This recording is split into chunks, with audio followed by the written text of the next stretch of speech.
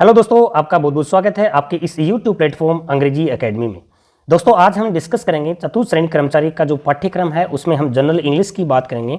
देखिए, जो इंग्लिश है वो आपके 15 मार्क्स की आएगी और 15 मार्क्स में आपको 15 मार्क्स दिलाने की हमारी जवाबदारी है। देखिए, जनरल इंग्लिश में आपके क्या क्या हैं इसमें आपको थोड़ा सा ब्रीफली मैं समझाता हूँ। इसमें टेंसेज हैं और सीक्वेंस ऑफ टेंसेज, यानी कि आपकी टोटल जो इंग्लिश है वो किस पे डिपेंड है, टेंस के ऊपर डिपेंड है और टेंस से ही बाकी सारी चीज़ें आपको ईजिली आ जाएंगी। जैसे कि वॉइस है, फिर उसके बाद में नरेशन आ गया, फिर उसके बाद में आपका क्या आ गया, ट्रांसफॉर्मेशन आ गया। फिर ये यहाँ पे ट्रांसफॉर्मेशन में assertive to negative, interrogative, exclamatory, ये सेंटेंस कैसे होते हैं, क्या होते हैं, फिर vice versa, correction of sentences, यानी कि सेंटेंस को सही तरीके से लिखना, उसमें क्या गलती है। कुछ ऐसे वर्ड्स हैं जो गलत देके आपको सही शब्द उसमें पूछ लेंगे। आपके आर्टिकल हैं, डिटर्मिनर हैं, प्रीपोजिशन हैं, पंक्चुएशन है। और उसके बाद में translation of simple ordinary common sentence Hindi to English और वाइस वर्सा, यानी ये सारे जो वर्ड्स हैं, सारे जो शब्द हैं, सारे जो टॉपिक हैं वो मैं आपको ईजिली और कैसे आपसे पूछे जाएंगे वो सारे के सारे आपको बताऊंगा मैं, और उनको आपको आसानी से मैं सिखाऊंगा। तो देखिए, कुछ इसके अंदर आपका हिंदी है, उसमें अंग्रेजी के पारिभाषिक शब्द यानी कि टेक्निकल जो वर्ड हैं उनका हिंदी वर्जन क्या होता है, यहाँ पे ये भी चीज़ें हम सीखेंगे। जैसे कि विज्ञप्ति हो गया, ज्ञापन हो गया, परिपत्र हो गया, निविदा हो गया, ये सारी चीज़ें हम आपको बताएंगे। तो चलिए, आज हम इस सेशन के अंदर थोड़ा सा हम डिस्कस करते हैं टेंसेज के बारे में। आपको सही ईजी वे में आपको मैं टेंस सिखाऊंगा। तो देखिए, सबसे पहले हम चलते हैं हमारे टेंसेज के ऊपर। तो फ्रेंड्स, यहाँ पे हमारे जो टेंस होते हैं वो क्या होते हैं, कैसे आपसे क्वेश्चंस पूछे जाएंगे।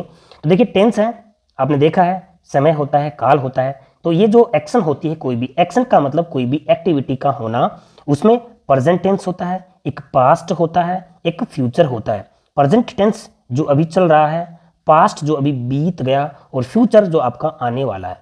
ये तो एक सिंपल सी आपको ध्यान में रखना है। फिर देखिए, इसके 4 पार्ट होते हैं, तीनों की। इंडेफिनेट, जिसको हम सिंपल भी बोलेंगे, इसकी आइडेंटिफिकेशन क्या होती है, वर्ब की फर्स्ट फॉर्म या फिर सेकंड फॉर्म, यानी कि फर्स्ट फॉर्म होगी तो समझ जाना वह प्रेजेंट इंडेफिनेट टेंस है, और पास्ट इंडेफिनेट टेंस होगा तो सेकंड फॉर्म रहेगी उसमें।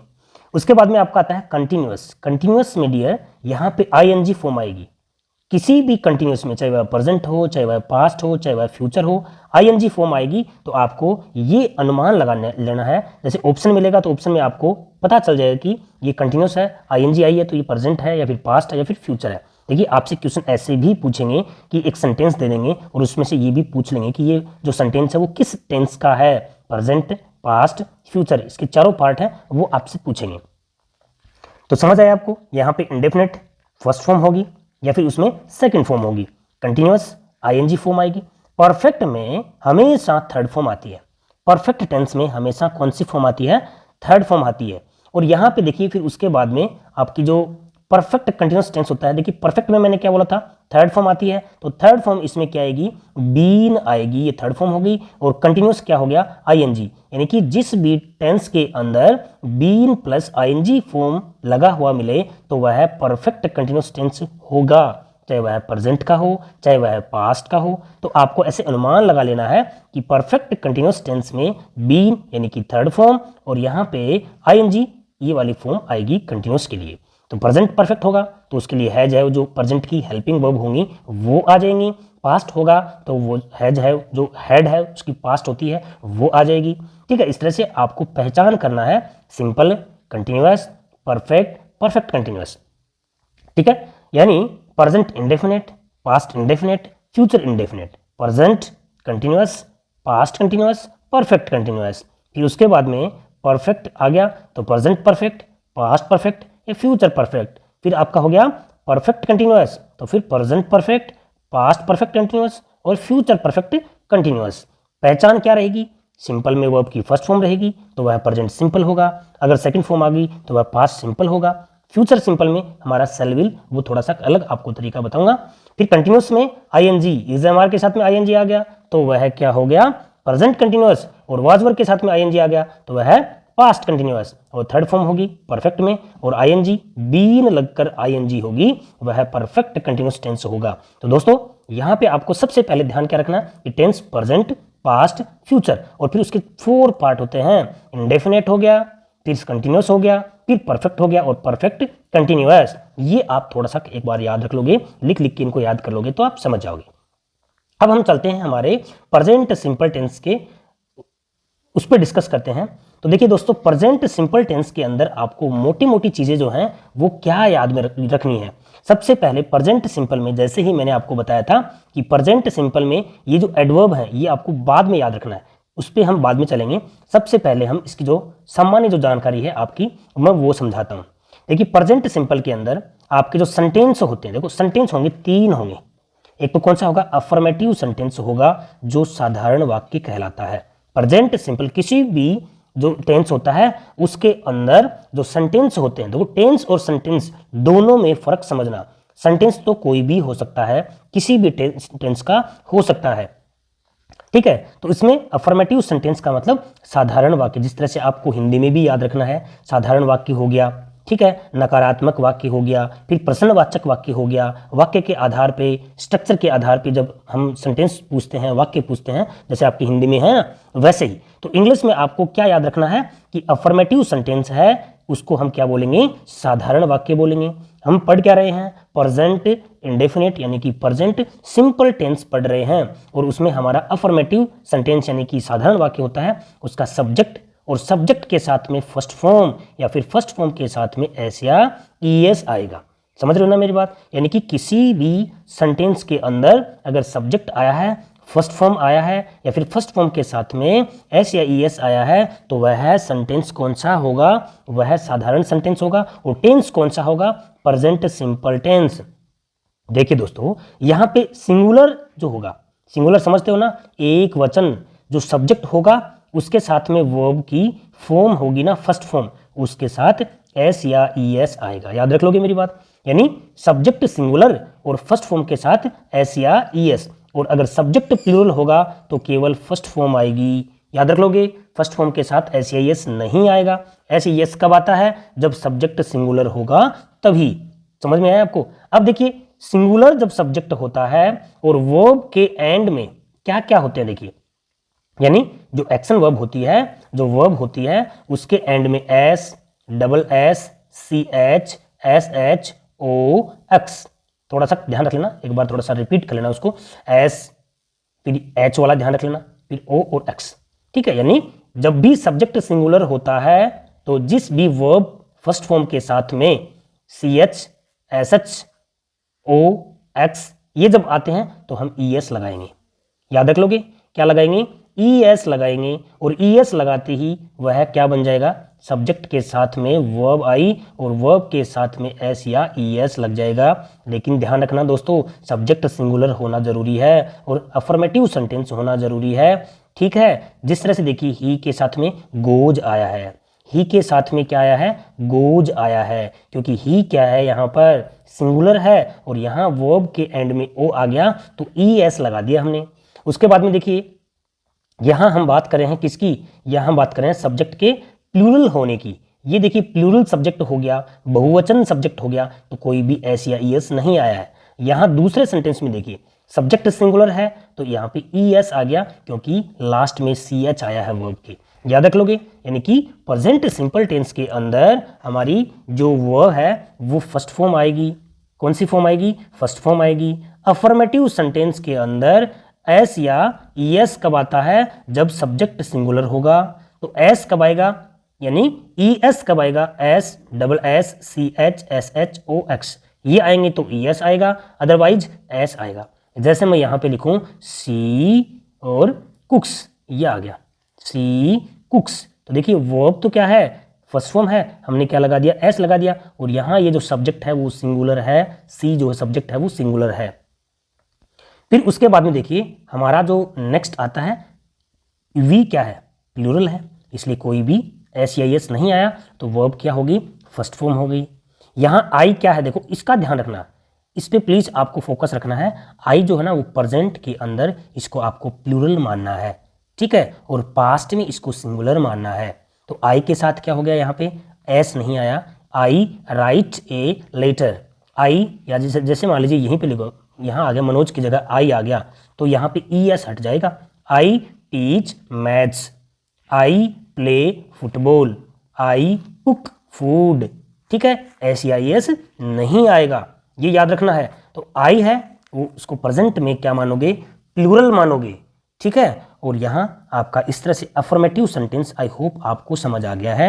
अफर्मेटिव सेंटेंस के अंदर सब्जेक्ट ध्यान रखना, सिंगुलर है तो वर्ब की फर्स्ट फॉर्म ही आएगी अफर्मेटिव में, चाहे प्लूरल हो चाहे सिंगुलर हो, फर्स्ट फॉर्म में आएगी। और सिंगुलर सब्जेक्ट है तो एस या ES लगाओगे। ES कौन सी वर्ब के आगे लगाओगे, ये ऊपर मैंने मेंशन कर रखा है, उसको थोड़ा आप लिख लोगे, रिपीट कर लोगे, क्योंकि इसी सरल तरीके से अगर आप टेंस सीखोगे तो आई होप पूरी इंग्लिश आपको आ जाएगी, ये मेरा दावा है, ठीक है। फिर हम बात करते हैं प्रेजेंट सिंपल टेंस के ही अंदर नेगेटिव सेंटेंस की, यानी नकारात्मक जो है जिसमें नोट आता है। एक तो याद रखना कभी भी नोट अकेला नहीं आएगा, हेल्पिंग वर्ब के साथ में आएगा। हेल्पिंग वर्ब का मतलब होता है सहायक क्रिया, जैसे प्रेजेंट सिंपल टेंस है उसमें डू और डज, ये हमारा नेगेटिव सेंटेंस है और इसमें डू नॉट और डज नॉट आते ही वह नेगेटिव सेंटेंस बन जाएगा। और यहाँ वर्ब जो होगी उसके साथ में SEIS वाला चक्कर नहीं रहेगा, ये ध्यान रखना है। अब डज नॉट किसके साथ आया, सिंगुलर सब्जेक्ट के साथ में। डू नॉट किसके साथ में आया, प्लूरल सब्जेक्ट के साथ में। समझ में आया क्या, एक वचन सब्जेक्ट के साथ में डज नॉट, बहुवचन सब्जेक्ट के साथ में डू नॉट, याद रख लोगे। चलिए अब हम सेंटेंस लेके देखते हैं। तो सेंटेंस के अंदर क्या है, he does not play hockey, he does not play hockey. तो यहां देखिए डज नॉट क्यों आया है, क्योंकि ही सिंगुलर सब्जेक्ट है। We do not speak Hindi, do not क्यों आया यहाँ पे, वी प्लूरल है इसलिए डू नॉट आ गया। देखिए यहाँ पे एस नहीं आया, यहाँ पे एस तो वैसे भी नहीं आता क्योंकि वी प्लूरल है। बट नेगेटिव और इंट्रोगेटिव में एस या ES का झंझट नहीं रहेगा। डू या डज का प्रयोग जैसे ही हम नेगेटिव उसमें इंट्रोगेटिव में करेंगे तो क्या हो जाएगा, एस या ES का झंझट नहीं आएगा, ये याद रखना। सी डज नॉट टीच मी, वह मुझे पढ़ाती नहीं है।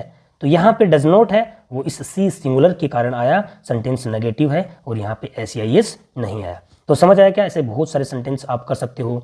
We does not cook food, she does not eat food, I do not go to school. I के साथ में क्या आएगा, फिर डू नॉट आएगा, ये ध्यान रखना। आई do not teach you, I do not play football. तो ऐसे सेंटेंस आप कितने भी बना सकते हो। तो डू नॉट और डज नॉट जहां पे भी यूज होगा तो वह क्या कहलाएगा, नेगेटिव सेंटेंस कहलाएगा। उसके बाद में देखिए हमारा इंट्रोगेटिव सेंटेंस आता है, उसके बाद में हमारा इंट्रोगेटिव सेंटेंस आता है। और इंट्रोगेटिव का मतलब क्या हो गया, प्रश्नवाचक सेंटेंस।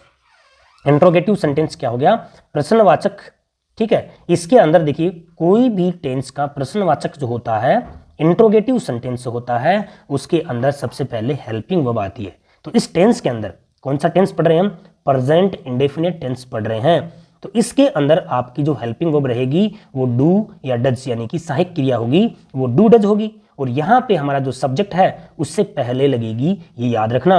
और उसके बाद में सब्जेक्ट के बाद में वर्ब आएगी और ये इंट्रोगेटिव का मार्क आ जाएगा। समझ में आएगा, does he go to school, तो यहाँ पे डज ही के साथ आया ना, तो डज हो गया क्योंकि ही क्या है, सिंगुलर है। Do you sing a song, you के साथ में डू आया है तो ये प्लूरल हो गया। Does she cook food for me, तो यहाँ पे सी सिंगुलर है और डज यहाँ पे क्या हो गया, सिंगुलर है इसलिए डज आ गया। तो देखिए पहले हमने हेल्पिंग वर्ब का यूज किया, उसके बाद में हमने सब्जेक्ट का यूज किया, इसके बाद में हमने मेन वर्ब का यूज किया, फिर जो बचा कुचा है वो बाद में आ जाएगा। समझ में आया आपको, इंट्रोगेटिव सेंटेंस, नेगेटिव सेंटेंस और अफर्मेटिव। यानी यहाँ पर तीनों सेंटेंसेज, जो तीनों आपके सेंटेंस हैं वो मैंने आपको बताए हैं, समझाए हैं, आपको समझ आए होंगे। अब देखिए इसमें आपसे प्रश्न कैसे पूछेगा। देखिए दो तरीके होते हैं आपको प्रश्न पूछने के, एक तो सीधा सेंटेंस देगा, टेंस पूछ लेगा। जिस तरह से पहली बार आप पेपर उठा के देखोगे, यानी कि LDC का एग्जाम हुआ था उसमें टेंस आए थे, तो उसमें सेंटेंस दे दिए और ये पूछ लिया कि कौन से सेंटेंस का ये वाक्य है। अब देखो दूसरा जो तरीका है आपका है वो ये है कि आपको याद रखना है, इसकी एडवर्ब याद रखनी है। यानी कि इसके अंदर हम बोलते हैं उनको correct form of the verb, ठीक है। करेक्ट फॉर्म पूछेंगे आपसे, सही सेंटेंस है सही वो भरवा लेंगे, यानी कि सही जो वर्ब है वो भरवाएंगे। तो उसमें आप याद रखोगे कि इसके अंदर जो रोज होने वाली एक्टिविटी, रोज होने वाली एक्शन, एक्शन का मतलब वर्ब, वर्ब का मतलब आप जैसे खाते हो, आप बोलते हो, आप चलते हो, आप देखते हो, ठीक है, जो भी आप एक्शन करते हो, जो भी आप एक्टिविटी करते हो, जो भी आप मूवमेंट करते हो, वो क्या बोलते हैं, उसको एक्शन बोलते हैं, उसको वर्ब बोलते हैं, ठीक है। अब यहां पे आपकी जो टाइम एडवर्ब है वो क्या है, ऑलवेज।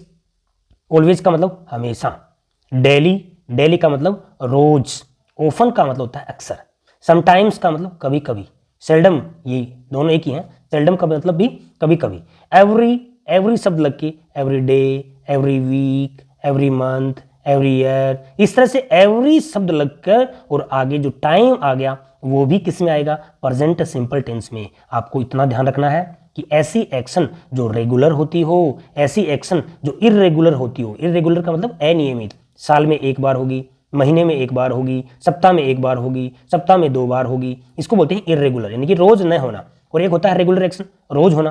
तो रोज होने में क्या हो गया, आप सुबह रोज उठते हो, आप नहाते हो, आप खाते हो, ठीक है, ये वाली एक्शन रेगुलर होती है। तो इसको हम क्या बोलेंगे, रेगुलर एक्शन और इरेगुलर एक्शन दोनों किस में आएंगी, आपके प्रेजेंट इंडेफिनिट टेंस में आएंगी। किस में आएंगी, प्रेजेंट इंडेफिनिट टेंस में आएंगी। और उसमें आपको भरना क्या है, उसमें आपको क्या भरना है, वर्ब की फर्स्ट फॉर्म भरना है, सब्जेक्ट सिंगुलर है तो एस या यस लगा देना है, बस इतना सा काम करना है। देखो कैसे पूछे जाएंगे हम बाद में बात करते हैं, पहले और देखिए इसमें।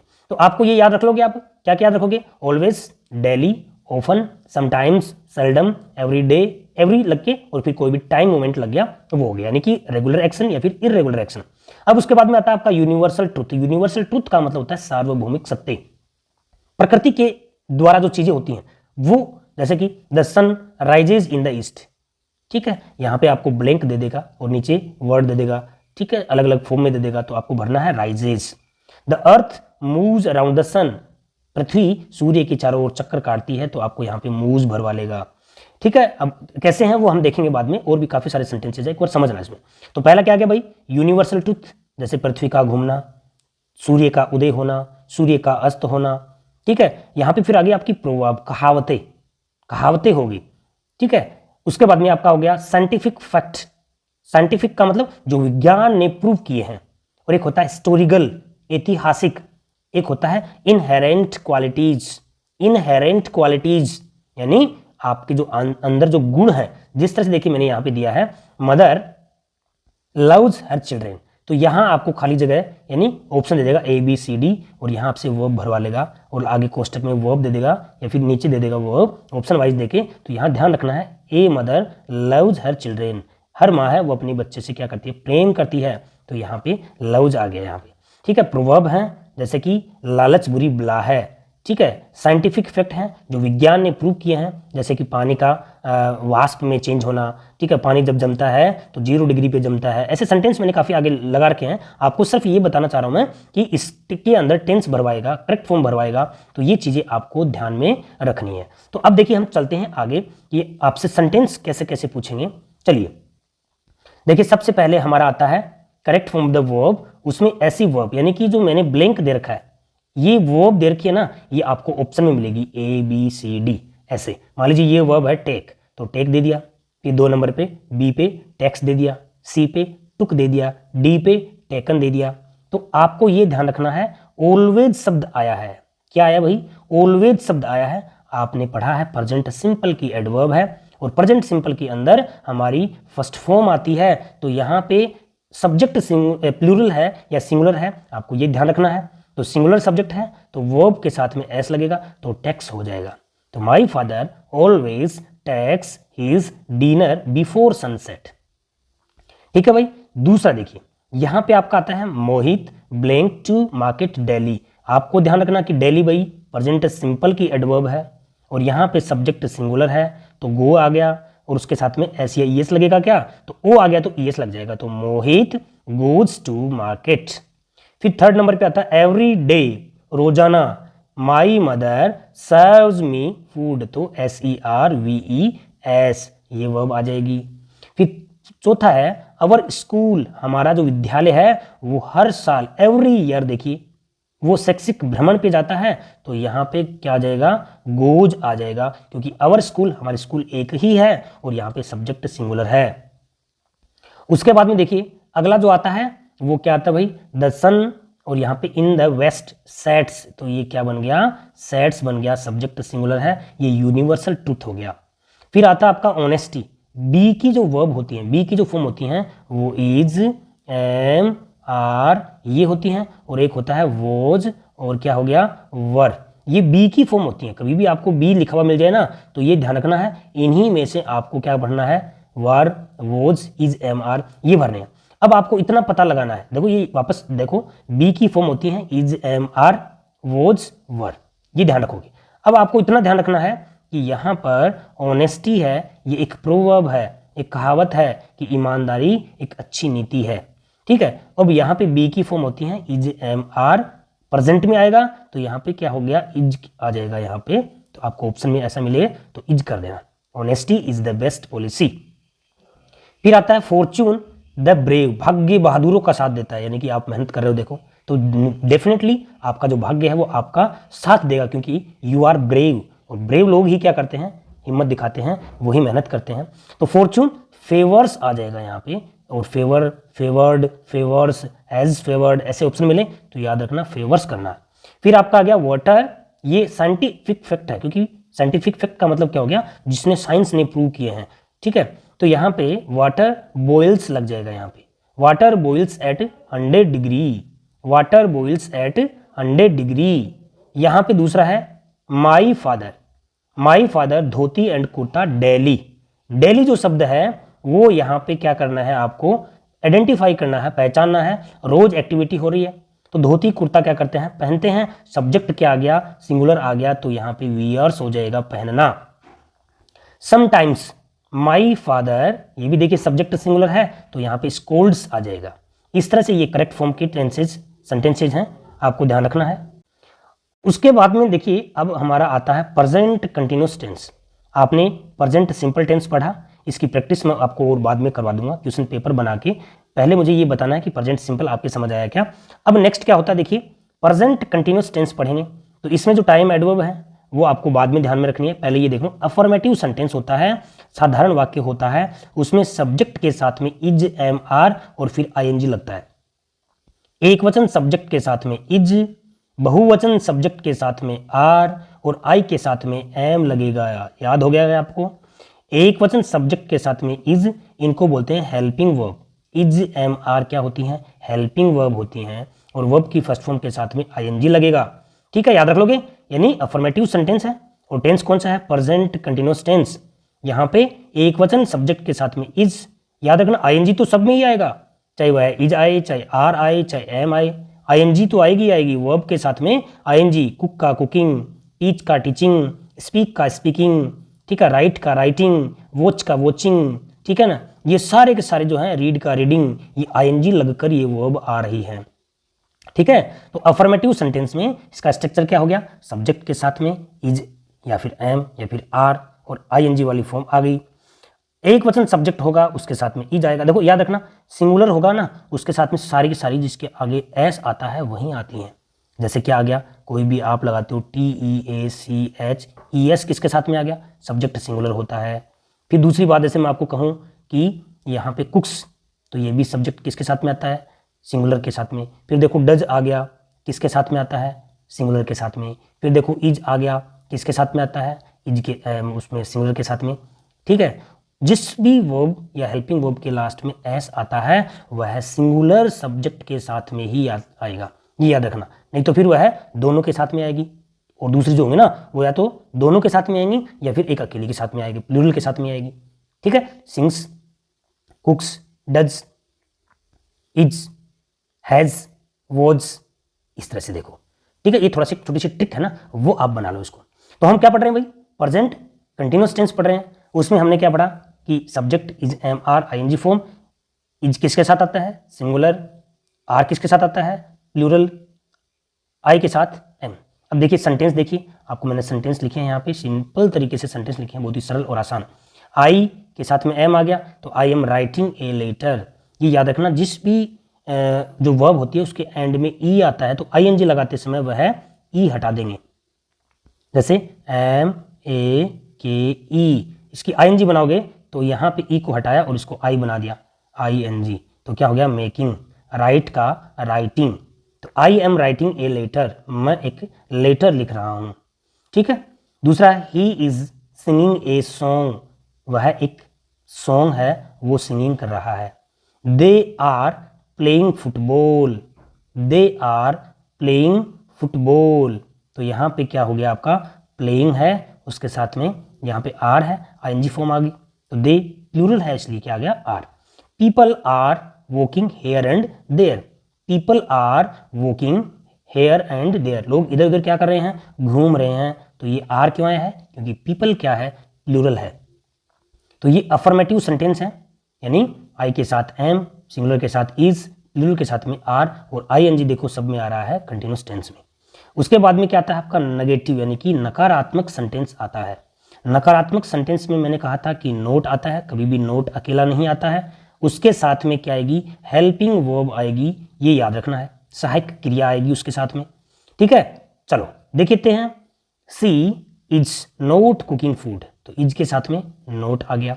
आई am not watching TV, I के साथ में देखो एम आ गया, फिर हमने नोट लगा दिया और ये आईएनजी फॉर्म लगा दिया हमने।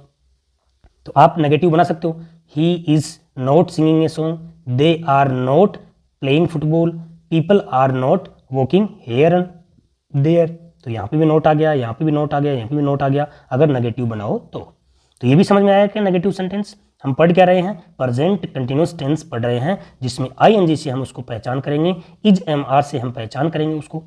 फिर उसमें आते हैं आपकी इंट्रोगेटिव सेंटेंस।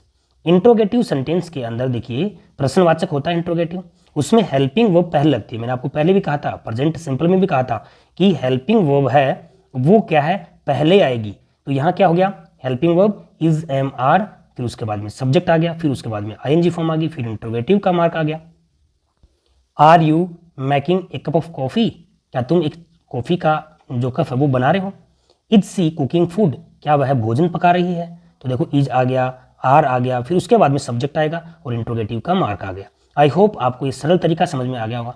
अब हम बात करते हैं कि आपसे कैसे पूछ सकता है। दो तरीके बताए मैंने, एक तो सेंटेंस लिख देगा, ठीक है, और एक सेंटेंस ना लिख के आपको अंग्रेजी में पूछेगा, जिसको हम बोलते हैं टाइम एडवर्ब बोलते हैं। तो इसमें क्या क्या याद रखना है, देखो आप नोटबुक में लिखोगे, थोड़ी सी तो मेहनत करनी पड़ेगी आपको, एक नोटबुक लिखोगे, नोटबुक में उसमें लिखोगे at this time, still, now A days, these days, at this moment, at present, ये क्या है डियर, ये टाइम एडवर्ब है, ठीक है, याद रख लोगे इसको। एट दिस टाइम, भाई एट दिस टाइम क्या कर रहा है, आप जैसे मुझे सुन रहे हो, आप मेरा जो क्लास देख रहे हो, ठीक है। एट दिस टाइम, स्टिल का मतलब अभी भी, हम बोलते हैं ना कि वह अभी भी खेल रहा है, अभी भी पढ़ रहा है, अभी भी तैयारी कर रहा है, तो क्या आ गया, he is still playing, he is still watching TV, he is still reading, he is still preparing for exam. Now, ये सारे के सारे हैं वो देखिए प्रेजेंट कंटिन्यूअस टेंस को शो करते हैं, तो ये आपको ध्यान में रखने हैं, आपको नोटबुक बना के उसमें लिखने हैं। अब हम देखिए एक छोटी सी चीज इसमें और बताता हूं मैं आपको, जब भी आपको इस तरह से कोई भी सिंबल मिल जाए, लुक, वॉच, लिसन, एक हियर भी होता है, कई बार पूछ लेता है, हियर का मतलब सुनना होता है वैसे ही, तो ही लुक, ये जो है ना इंट्रोगेटिव का, ये जो एक्सक्लेमेशन मार्क बोलते हैं इसको, विस्मयाबोधिक चिन्ह बोलते हैं इसको। तो लुक, लिसन, वॉच, इसका जैसे सिंबल लगे तो ध्यान रखना, ये भी इसके जो फॉर्म है वो आपके प्रेजेंट कंटिन्यूअस टेंस में ही पूछे जाएंगे। देखो इसका क्या हो गया, आप अचानक बोलते हो देखो कोई आ रहा है, देखो कोई आ रहा है, तो सुनो कोई दरवाजा खटखटा रहा है, देखो वो जा रहा है, देखो हवाई जहाज उड़ रही है, देखो पक्षी उड़ रहे हैं। तो इस तरह से ये जो हम बोलते हैं ना, वो आईएनजी यानी कि प्रेजेंट कंटिन्यूअस टेंस है, वो आपको क्या करेगा, शो होगा उसमें। तो बर्ड्स, देखो पक्षी उड़ रहे हैं, तो बर्ड्स आर फ्लाइंग, तो FLYING। सुनो, समवन इज नॉकिंग, कोई दरवाजा खटखटा रहा है, तो someone is knocking the door. Watch, देखो नदी बह रही है, द रिवर इज फ्लोइंग, नदी बह रही है। समझ में आया क्या आपको। तो ये जो सिंबल है वो भी प्रेजेंट कंटिन्यूअस टेंस को शो करेंगे, ये आपका एक डेफिनेटली क्वेश्चन यहां से आ जाएगा। अब फ्रेंड्स हम देखते हैं कि जो हमारे जो सामान्य हैं, यानी कि अभी मैंने आपको ऊपर करवाया ना, at this time, at this moment, now, still, these days, ये भी क्या है, इसकी भी फॉर्म पूछ सकते हैं। तो नेहा यहां आ गया इज, स्टिल वॉचिंग टीवी, इसके ING लगा देंगे। Students are learning computer these days. इन दिनों छात्र हैं वो कंप्यूटर सीख रहे हैं। दीज डेज के कारण यहां पे आर लर्निंग आ गया। ठीक है। टाउन्स सिटीज दीज डेज, यानी कि नगर हैं वो सिटीज में, शहरों में चेंज हो रहे हैं, तो आर चेंजिंग आ जाएगा, आर चेंजिंग आ जाएगा। Rohan is reading books now, अब वह रोहन है वो बुक्स पढ़ रहा है। तो फ्रेंड्स आपसे इस तरह से सरल सरल तरीके से पूछे जाएंगे और आई होप आपको मैंने बहुत ही ईजी वे में बताया है। और क्वेश्चन पेपर भी बनाएंगे और आपको एक बार 10 सिखाने के बाद में पूरी इंग्लिश आपको 15 में से 15 मार्क्स डेफिनेटली दिलाएंगे। आपको क्लासेस कैसी लगी? नेक्स्ट पार्ट में हम ऐसे चलते रहेंगे। कैसी लगी क्लास और मुझे कमेंट बॉक्स में जरूर बताना। और आपको समझ आया कि नहीं आया, प्रैक्टिस आपको करनी है, ये सब मुझे बताना है, आपको शेयर करना है और लाइक करना है। Thanks for watching it.